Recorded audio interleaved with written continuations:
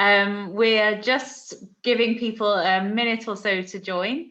I'm Olivia. I'm working at Wonder Foundation. I'm lucky to be the chair, the facilitator of this meeting this evening. So thank you for joining us. Throughout the seminar will be, please do ask us questions in the chat. We would really love to hear your questions at the end. So, if anything that any of our amazing expert speakers says to you, interests you and you'd like to hear more about it, do put a question in and we will come to all of the questions at the end of the webinar. So we're having, as we would expect in a webinar about e-learning and the challenges, we're having a couple of technical hitches. Our students who are meant to be joining us from Nigeria are just having some trouble. We saw them earlier and then they disappeared from the screen.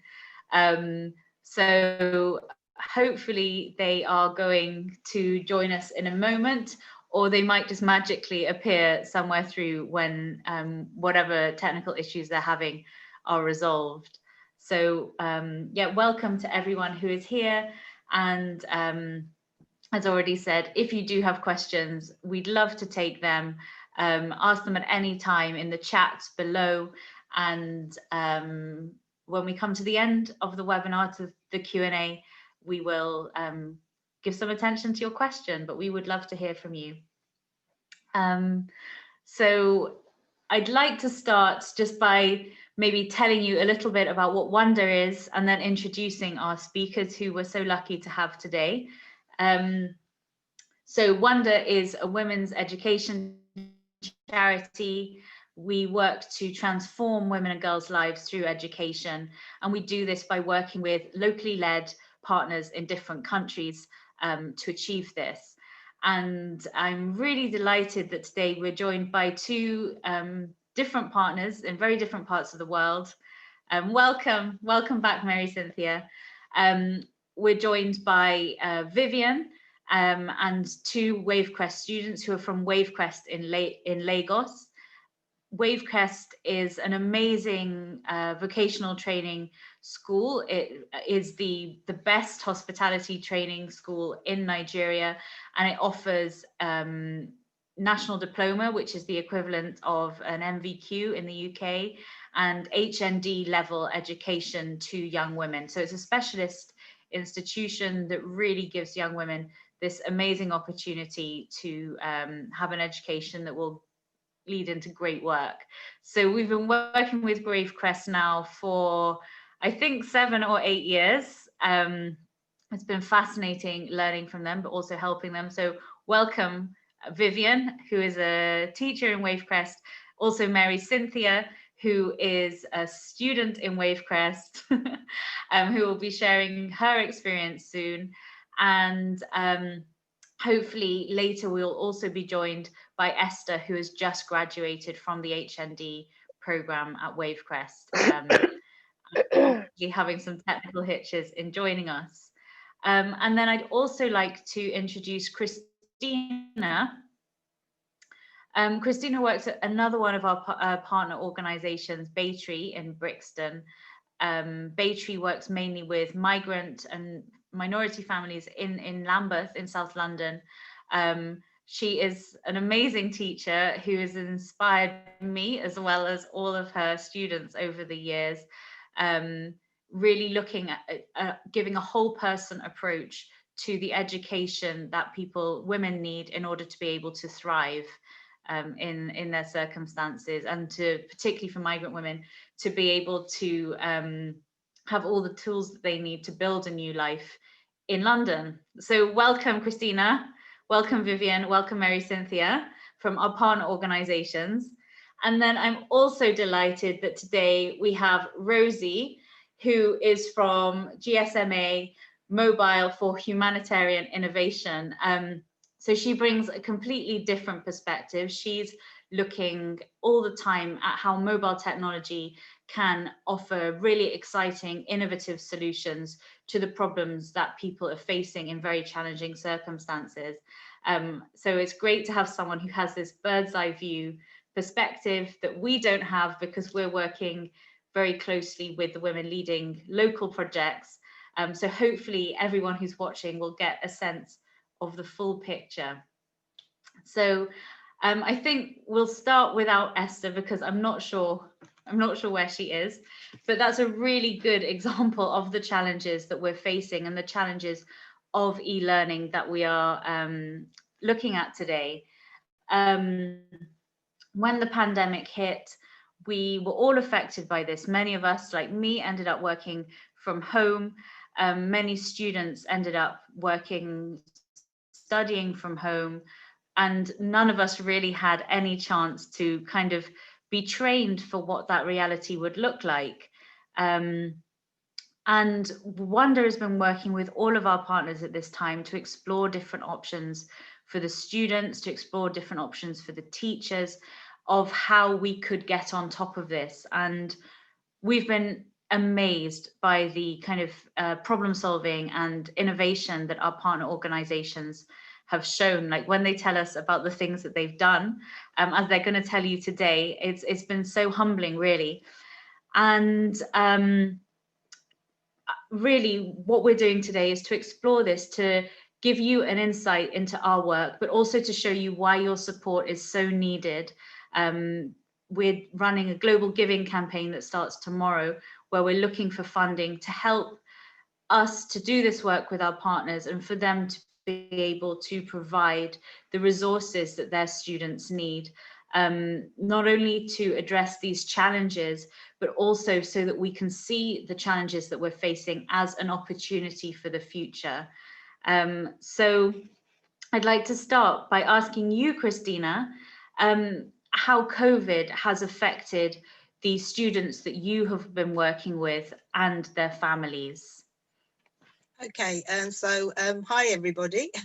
So first of all, back in March, we were still back in our centre teaching the women as normal in the classroom. So I teach literacy, other teachers teach ESOL, so English to speakers of other languages.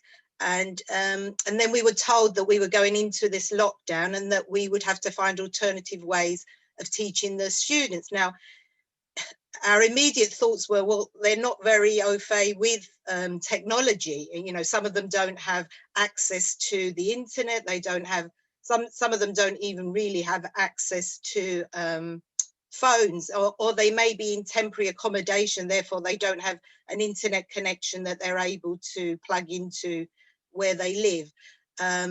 But we decided that most of our students, from what we could see, had smartphones. So, and the one app that everybody seemed to be okay with was WhatsApp. So we decided that we would teach the students, our women, through WhatsApp. So basically, we'd used it before just to communicate to the students. And so we decided that was the most accessible option, both actually for the students, but also for the teachers, because we found that obviously none of our teachers had taught online before. So they were a bit afraid of trying to, trying to teach using, even Zoom and other platforms. It would have been, I mean, it was quite a steep learning curve for us anyway.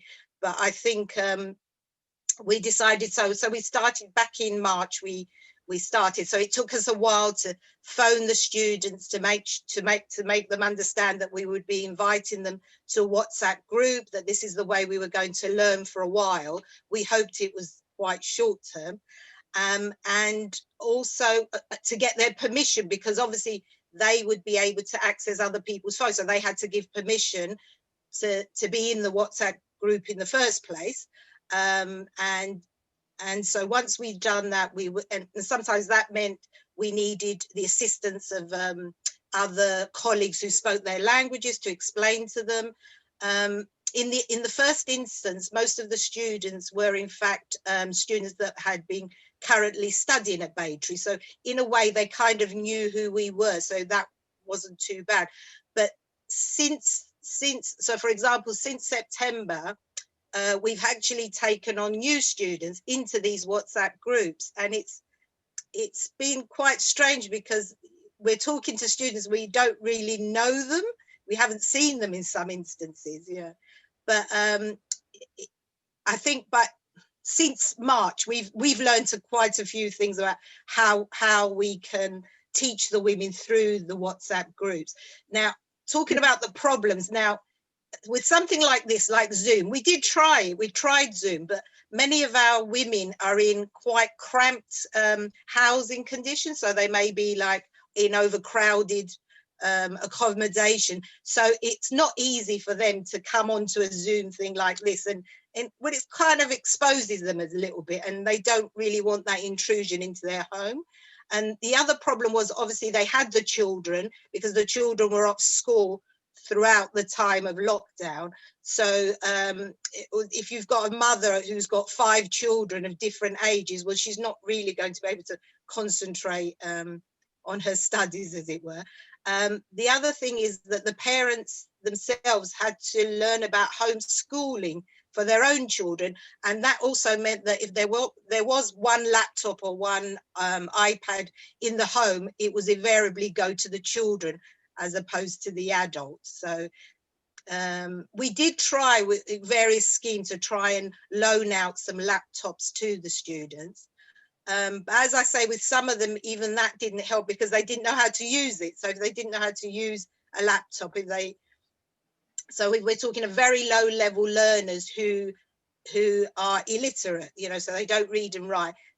They haven't actually got to the stage of being able to even log into a computer or use a mouse or anything like that. Other issues that came up as well were the fact that, as I said, they didn't have internet connection, or they had internet problems in the same way as we do, you know, when we're trying to teach or have meetings online. And also there's another added problem was, yes, we are in a pandemic, so therefore a lot of the students had a lot of anxieties. So adding an extra element of, you know, being taught on another platform was an issue for some of the women. They found it all too much. So when they were getting these WhatsApp messages coming at them, you know, into their phone, they were like, oh, you know, and they would like come out of the group. So I'd have to go in and explain to them, well, what they can do is they can mute it, so they can't actually, so they don't have to have that ping, ping, ping all the time. And that helped a lot. And sometimes they'd accidentally come out of the group. So I'd ring them and say, are you okay? You don't want to do the, no, I want to be in the class. You know, it was a mistake. So she accidentally got herself out of the group. So that happened quite a few times. And I was like, oh, she doesn't like what we're doing. But it wasn't. It was invariably the case that they'd accidentally, you know, come out of the group because they were trying to stop the pinging sound. What And I else can think, I say? I mean, I think it's important for you to also give us an insight into the financial challenges that some of the women have faced and how the pandemic has affected their ability to access work and how this is affected by low levels of literacy. Yeah. So as I say, we do, I mean, I particularly have a group of very low level, I mean, they may be able to speak English in many instances, so they're conversational English, but even above that, but they never had access to education. So they're coming from Somalia, from Ghana, some instances where they've been in small villages, haven't been able to access education. So then that means they're not able to access work either, because obviously, as you know, having literacy problems is a barrier to all sorts of things. But also in this pandemic, it's also means that they don't always understand. So some of them may have jobs. They are, you know, usually it's cleaning jobs in the UK that our students do. Maybe I would say 90% of the students are probably doing some kind of cleaning or caring job, and they maybe have been employed by agencies. So when it came in the UK, when we had the pandemic, a lot of employers furloughed their students, their employees, which means that they were able to they were being paid by the government in effect, but they weren't able to work. Now that was a great issue because obviously they didn't understand what was going on. So we were able to step in, our coaches. We have like coaches at Baytree, like mentors that can help students if they have difficulties with welfare issues or with housing issues. So if like we had cases of students that did come down with COVID, and obviously that meant that they had children back at home. One particular student, she was in hospital, was I was going to say released from a hospital, was discharged from the hospital, and she obviously hadn't had any chance of doing any shopping. She wasn't allowed to leave her home, so we were able to access the services of the local authority that were giving out food parcels, and we would say, you know, what is it that you need that we can get to you? And she'd tell us, oh, bread or milk and eggs and things like that, and we were able to help in that way. And also issues with domestic violence, I'm afraid to say. So during this pandemic, that's been an issue that some of our coaches have had to address, where women suddenly in the home for many hours with a partner who's frustrated because he doesn't have any work, and obviously taking it out on their nearest and dearest, as it were. And yeah, we've had a few cases, and again, we've been able to access the services of the local authority to help the women. And also we have, at the moment, we do have kind of a dedicated person that helps with accessing benefits for the students. And yeah. Brilliant. Thank you for giving us such a comprehensive overview, Christina. Thank you. And I'd just like to welcome Esther, who's been able to join us now. And now I'd like to hear from Vivian, as well as Mary Cynthia and Esther, about the impact of COVID on people in Nigeria, on women in Nigeria, and also on your students at Wavecrest, who obviously studying something completely different, but also are wanting an education that will, you know, allow you to really get a great job at the end of it, and to be empowered young women. So Vivian, would you like to sort of give us an insight into how COVID has affected women in Nigeria? Okay, thank you, Olivia. Good evening, everyone. I hope you can hear me very well. Okay, Perfect. very good. Okay, so how COVID has affected women in Nigeria? Well, the government locked down the country late March, and so for the whole of April, we were all locked down in the country. And how that affected women? Well, we all had to stay home. Some of us had to start working online, which was something very new to many people. A few were used to it before, but to the majority, it wasn't the usual. And well, the very first thing I would say for Nigeria is that the poverty was glaring. About 50% of Nigerians live from hand to mouth, meaning that they go out each day to fend for the day's living. So with that lockdown, there was hunger. I mean, and one could really see the level of poverty, and that led to a lot because the crime rate increased. You know, the robberies, you know, domestic robbery increased. You know, violence increased also, just like Christina said. You know, there was a lot of domestic violence, partners taking it on their wives because of the frustration, you know, of not having to bring in money to the home as they would be used to, or even couples that had issues, you know, but because of work, school, other distractions, you know, that didn't happen. They were all locked up together, and so the domestic violence increased. Then we also had students who couldn't go to school. Many institutions, especially the government institutions, didn't have anything in place in terms of online learning. My mom, for example, works in a government-owned school institution. So it was the initiative of teachers, just like Christina said, on WhatsApp. It was mainly WhatsApp, you know, that teachers started teaching their students, engaging their students on their own, a personal initiative on WhatsApp. But even at that, in a government school where in a class you'd have over 100 students, only 46 could attend. Why? Because their parents could afford the smartphones. The rest of them went into trading. Okay, so the boys, for example, will go to learn with the mechanics, the automobile, local automobile repairers, and then the ladies will go do hair making, etc. Here in Wavecrest, how it affected us, well, we had to think, we had a quick meeting before the lockdown and decided that we would teach via WhatsApp and email. And so what we did was to form the WhatsApp groups with the help of the students, and then would send the teaching materials via email. So that was what happened. At the beginning, it was tough. Not all the students could come online. Majority of them were distracted with home, the duties of the home. I remember a tutti of mine, just like Baytree, we also have the mentoring system where but we call it academic advice, where we call up the students and find out how they're doing. So I remember speaking to one of my tutis and she told me, Miss Vivian, I don't know what I'm doing. I don't know if I'm schooling or I'm at home, because the fact that I'm at home, I need to take on my responsibilities. So it's difficult. So I just sign into class on WhatsApp to say present, and I go do my house chores. At the end of the class, I come in, I say present, but I wasn't present. So that was what we realized was happening. They say present at the beginning of the WhatsApp class, but nothing has taken place there. So that was a big issue.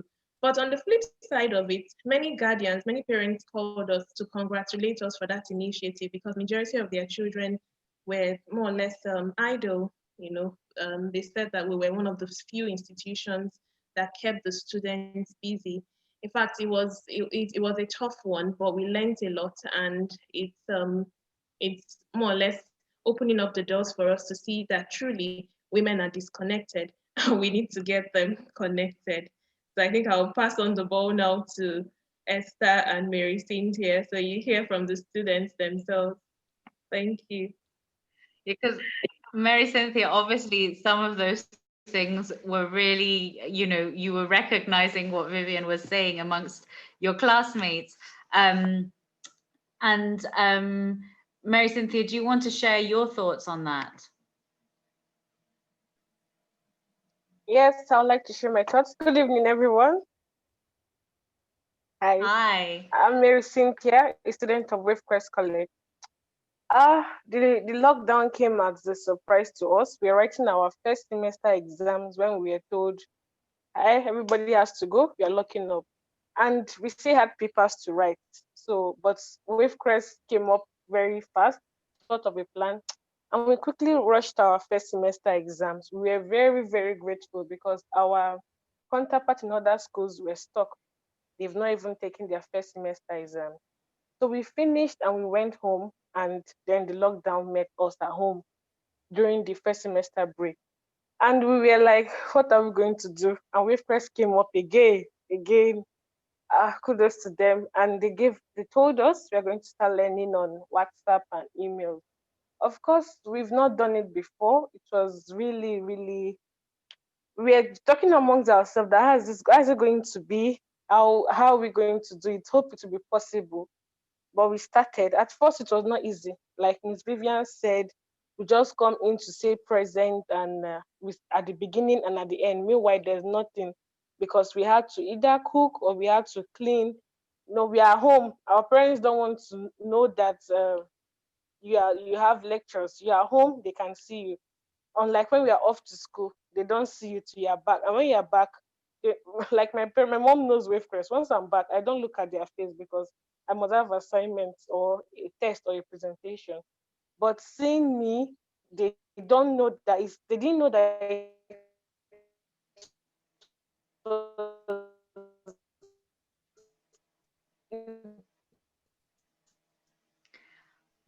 I think we've just lost you, Mary Cynthia. The connection's a little bit bad. But maybe Esther can complete what you were saying. Esther, what did you, what was your experience with this? Hello, everyone. We still have, even so, at first the teaching was not smooth. Esther, hi. Do you want to explain what your experience and your classmates' experience was during this time? Yes, I'd like to share my experience. Okay, during the lockdown, we're all stuck at home at first, completely lost and confused. But luckily, within a week, we first came up with the idea of using online methods of teaching. So Esther, I don't think your connection's very we're good not either. And completely we lost. can't really hear you. Can you hear me now? A little bit better. Let's try again. Okay. So we all had to get our phones, laptops, and get connected to the online teachings.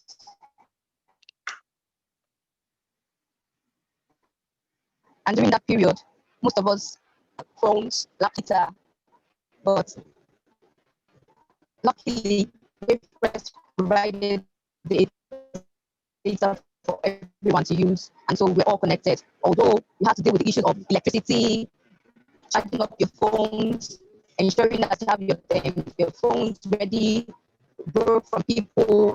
But all in all, it was very good that we all switched to online learning. So at the end of the lockdown, we all came back to write our written exams in school, and that was it. Thank you, Esther. And I think this is a good moment actually to pass on to Rosie now that we're experiencing these challenging connections. Sorry, Rosie, to get a bit of an overview of the challenges when it comes to e-learning, remote learning, we need to have good connections. And can you tell us a bit more about that, please? Sure. Hi, everyone. Thanks very much for having me. I guess the thing that we've learned about COVID in the last year is that connectivity really has become a human right now. If you don't have access to the latest health information and you don't know what the government is telling you to do, that genuinely could be your life, or you could be risking your life. So it really has become a human right and is super critical. And I think that this topic of access to education is really important.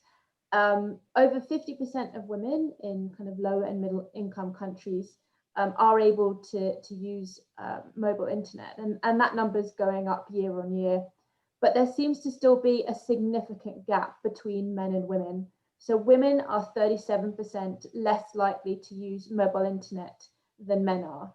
And that means if you're not using mobile internet, you can't use things like, online platforms to access your books, or you're using emails to connect with other participants in a chat group or anything like that.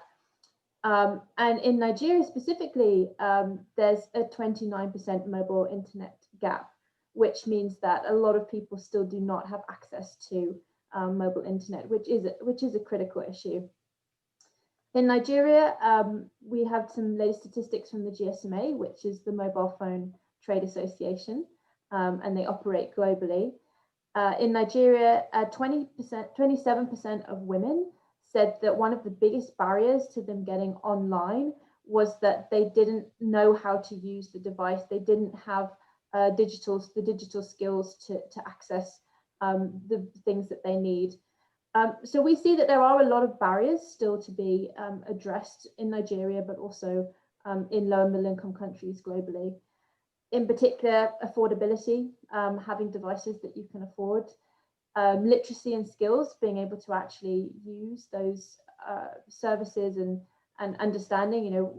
I don't know about most of you on the panel, but when I find out about something new, when I found out about Uber, for example, it was a friend that told me, and then I told my mum, learning, how do we learn about new technology? That can slow things down as well, and getting access to that needs to happen quickly. Safety and security, a lot of women don't feel safe online, or there have been a number of instances when women have handed over their phone number and then have been harassed through that. So we need to have more services where women feel safe, especially if they're learning and they're coming together in a community.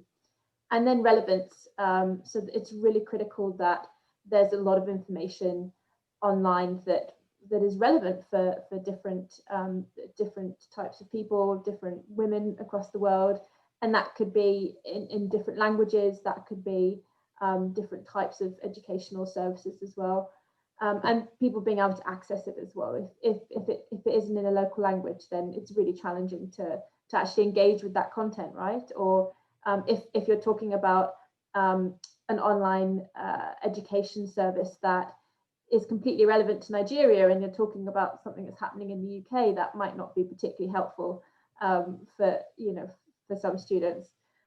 So I think overall the picture is looking good. I mean, I can share in the chat after this session some recent research that the GSMA has published on the EdTech sector and how it's been disrupted by COVID-19 this year. That was funded by FCDO, so huge thanks to them. There's a webinar on the website as well, so I can send that over in case it's of interest to anyone.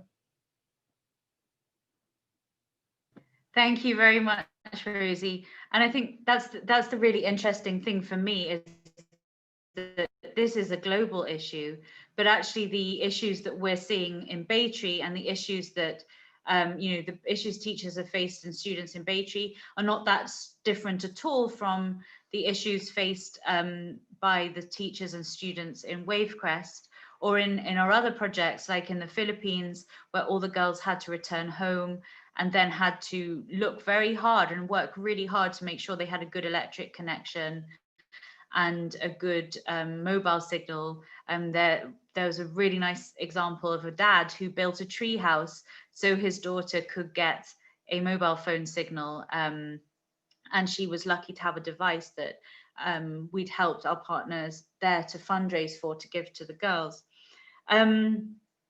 So I'd like to come back, if the signal is that little bit better, to Esther and Mary Cynthia, and ask you, what's it been like to be a student at this time?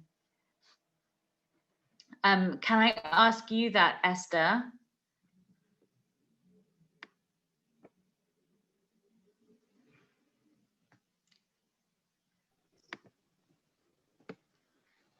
Can you hear me? Esther, what's...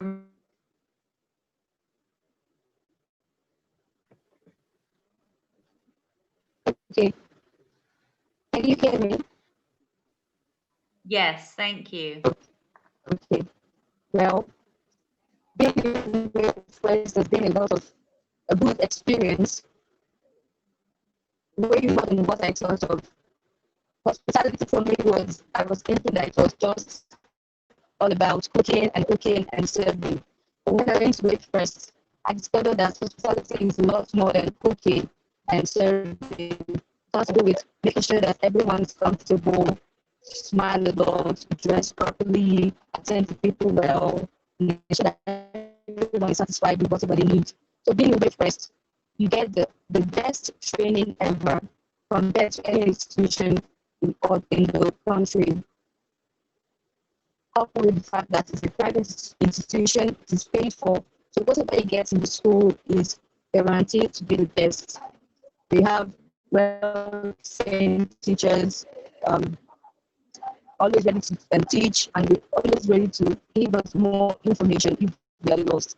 Being in Wavecrest, I was right from my year 1 to year 4, I was working and studying, meaning while I was not in school, I was working somewhere else. I was majorly doing housekeeping for homes, offices, different people. And that was what I used to sustain myself while in school. Because from my background, I had to train myself all through school. And thank God I'm done now, so I hope to get a good job so that I can start a good business and sustain my family. Thank you.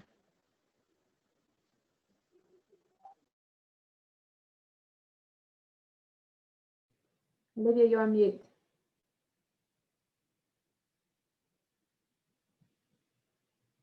Olivia, Sorry. Sorry, technology. Esther's done extraordinarily. She's supported herself by working throughout her studies and by setting up a business, which she has been using to support her during this time. And so I think she's a real example. And she was telling me before, she didn't quite catch, but that this was possible because she had this idea in one of the classes she had in Wavecrest of setting up a business using the skills that she was learning. So it's amazing that even when they're still studying, the girls are making the most of the skills that they're learning. Mary Cynthia, would you like learning remotely during COVID?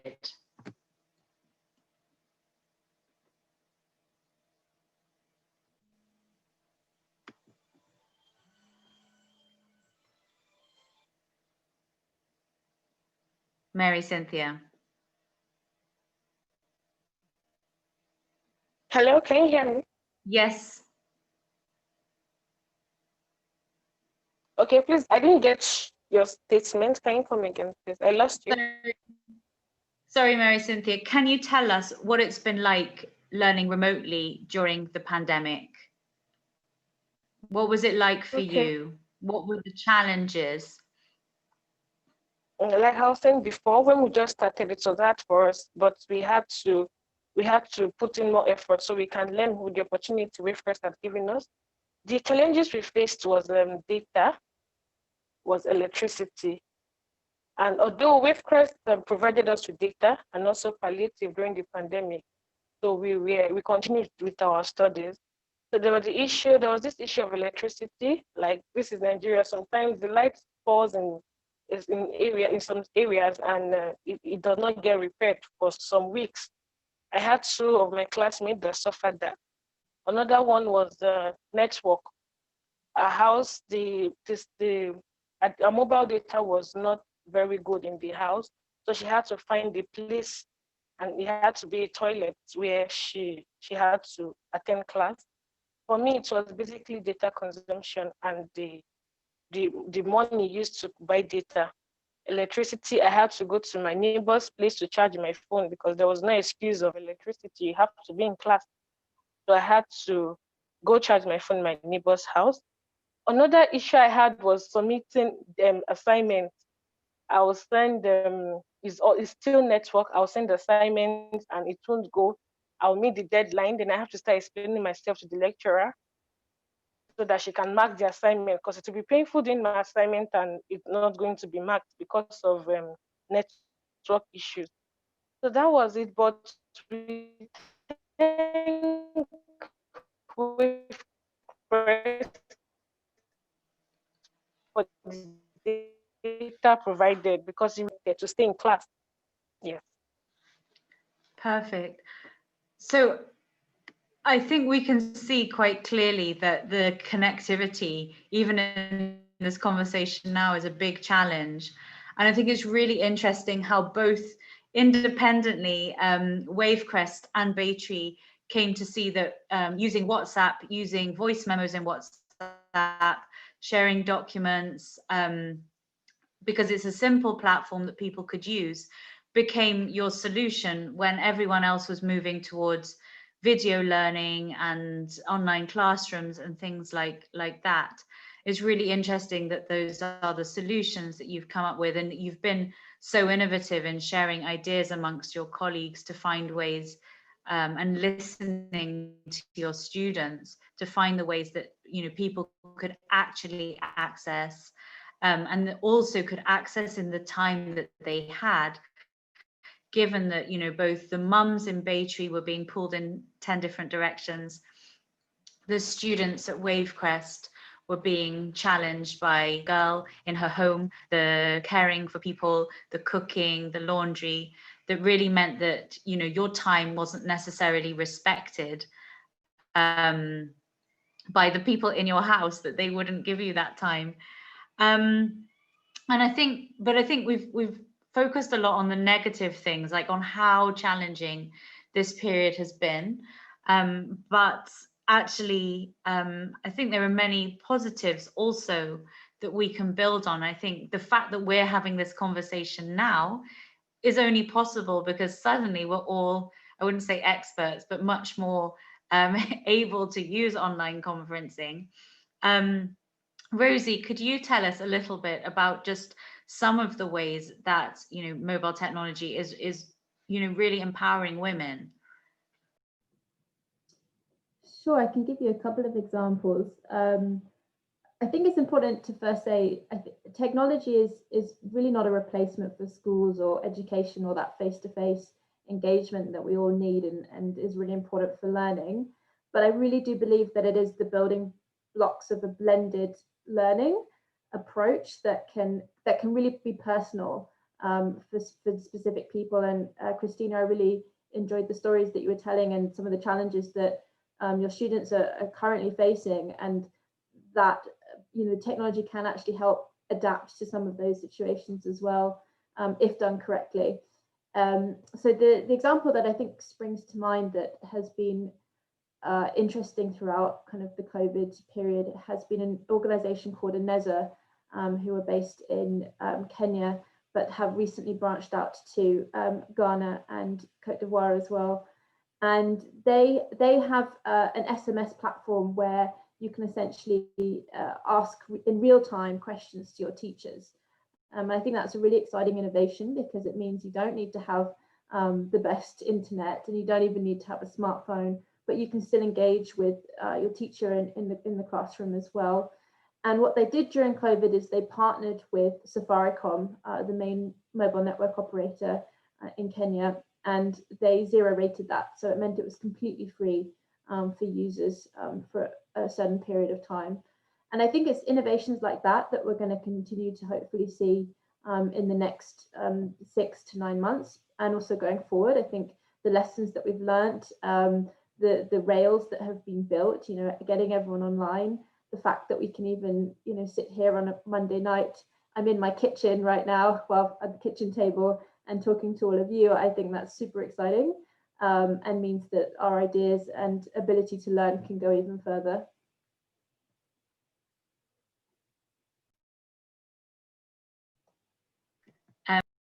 It's really super that we have this opportunity, and I think as Wonder, it's been super for us to be able to bring our partners together who are tackling, as we're seeing today, very similar problems in very different parts of the world, and to give people the chance to exchange ideas and practice to do things, more dynamically, more impactfully, really to reach the students at this time when everything is so uncertain.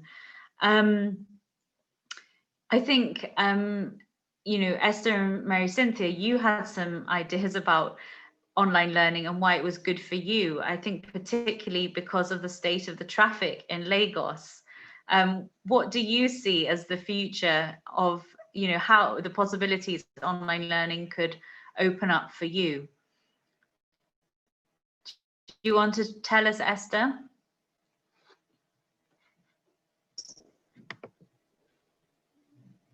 Well, hello everyone. The possibility of online learning in Brave Press. I'll be grateful, though I'm not there again, if online classes can continue for everyone, maybe 3 times a week, so that all the students can do other things, maybe work fully and then participate in class other days that there is no online class. Like the major benefits of the online class to me was learning at the comfort of your home. You don't need to travel, traffic, transportation, fare hours, doubled, and even tripled. And the hold up is not good at all, because most times students come late to school. Can you hear me? I think yes, but I think for us, Esther, it's important to explain to us how long your classmates are commuting every day just within the city of Lagos to get to school. Okay. For example, I stay at Ikotu.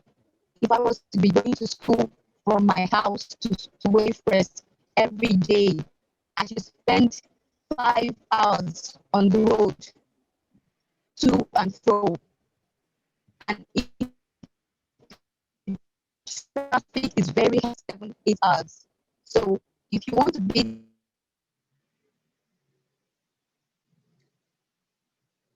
I think we've lost Esther, are you still there?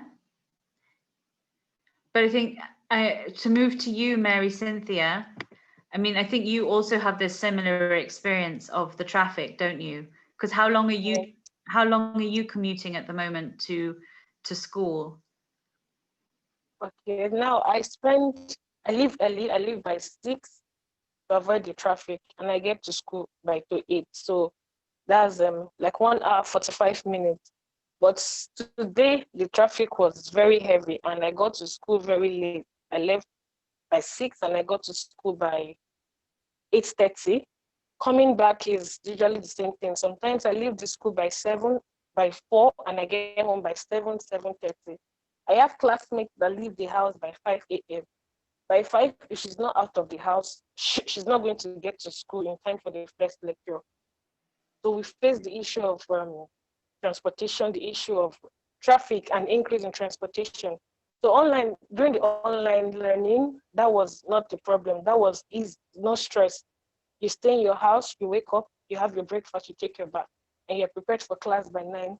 Assignments, you don't need to go out to cyber cafes to print out your assignments. You don't need to go to photocopy. Everything is on your phone, soft copy. So you read and you send your assignment via mail, which it was very favorable to us because there was no cost for transportation, no cost for typing or photocopying assignment or handout or course material. Everything we had on our phone. So we just do our assignment and we send it to the teacher via mail or WhatsApp. Yeah. And I think it's important just because for us, it's extraordinary that a student would travel 5 hours a day in order to go to school. I mean, it shows how much you want to go to Wavecrest, but also how many of your colleagues, your classmates are also doing similar commutes. You're not the only one by any means, are you? No, I'm not the only one. I leave by 6. I'm fortunate. Some leave by 5, some leave by 5. So by 4, they are up. So they have to prepare and leave the house by 5. Yeah. So really shows how much students are valuing, making this big sacrifice to study in Wavecrest. I'd like to ask you, so I mean, Vivian, what opportunities do you see for Wavecrest as a teacher in incorporating online learning? Oh, okay. We started thinking about it already. And well, the possibilities are great, but the challenges are a lot at the same time. Why? Because we have to look at the best platform. We had to look at our financial status to see if we can fund that, the sustainability, which right now is not there, to be honest. We don't have that.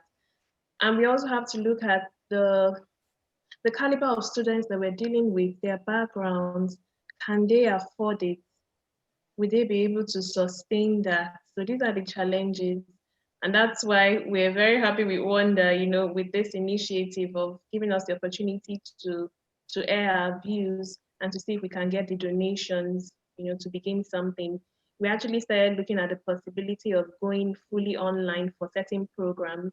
But by the time we looked at the all the factors involved, we realized that we needed to study in depth, that possibility. So the possibility is there, but the challenges are also real. The challenges are real. So, and majority of the challenge, top on our list is the financial capability. Yeah.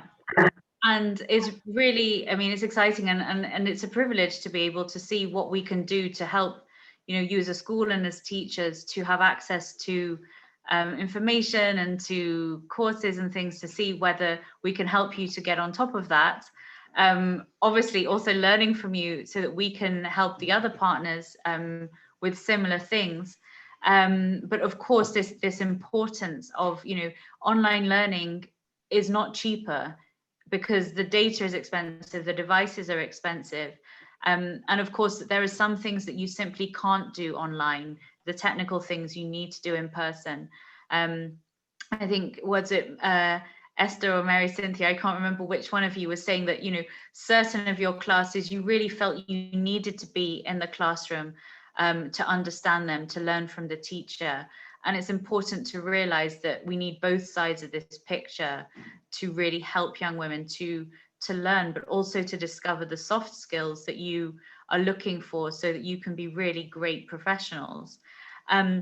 Christina, what do you see the future of online learning being for Baytree? Yeah, thank you. I noticed that Margaret, my colleague, had put on, and it actually rang a bell about the fact that something that we have found with the WhatsApp learning, it's very flexible for our women that weren't able to attend classes as regularly as they would have done. And so, as she said, sometimes we see them engaging. They're on the bus on the way to work, they're on the bus coming back from work, and they're actually doing the exercises, you know, as they're traveling, you know, so you can hear the background noises. But it's been a real eye opener, and also it means it gives flexibility to those students who cannot attend between the hours of, you know, 10 and 12 because they're working and they have to work and they don't have a choice. So that's been a really positive thing. And I think you can use both platforms, like Rosie was saying, the blended learning idea of one of the things I've actually found for myself is that it's given me a real boost to find out more about how I can teach online, and I've been doing online courses myself to help me to obviously train in this area, and it's been a real eye-opener. And I was so happy and surprised to hear that Wavecrest were also using WhatsApp, because when I've been speaking to my colleagues in the UK on various you know, workshops, nobody else was doing it. So I was like, oh wow, when I saw that you were using WhatsApp, I thought it just makes so much, you know, it made so much sense to me that you would use something that they were already using to contact family and friends, so it wasn't completely alien to them. So it's now just kind of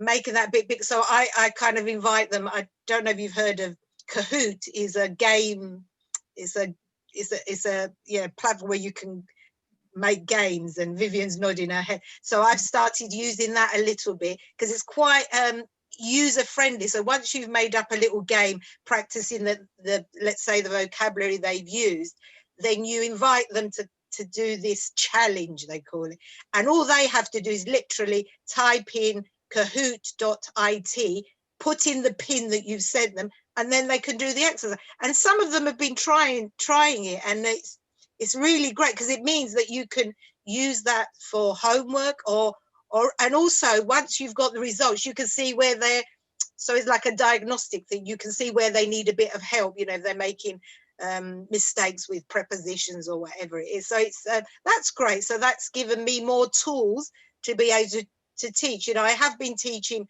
since '84, but you can always learn as a teacher. You never stop learning. So yeah. Yeah, that's a really nice note. I mean, I think for all of us, this pandemic has been a learning curve, and we will all have new skills that will allow us to do things better afterwards. So I mean, I'm very happy to say that, you know, I think as Wonder, we're delighted to continue to support you, and also to be always amazed by how innovative you are and how, you know, you have really been so invested in your students at this time. And that, you know, this technology that now we're more familiar with will allow us to keep sharing and working even more closely together. But we do need the funds. And please do support the Global Giving campaign in order to, you know, help teachers like Christina and Vivian, to help students like Esther and Mary Cynthia, you know, to be able to make the most of these options that are opening up to us, and to have the technology and the data, the electricity in order to make these things possible. Do we have any questions? This is now the moment. I know we're running slower than we had expected, but I think that's because our teachers and our students have had such great stories to tell.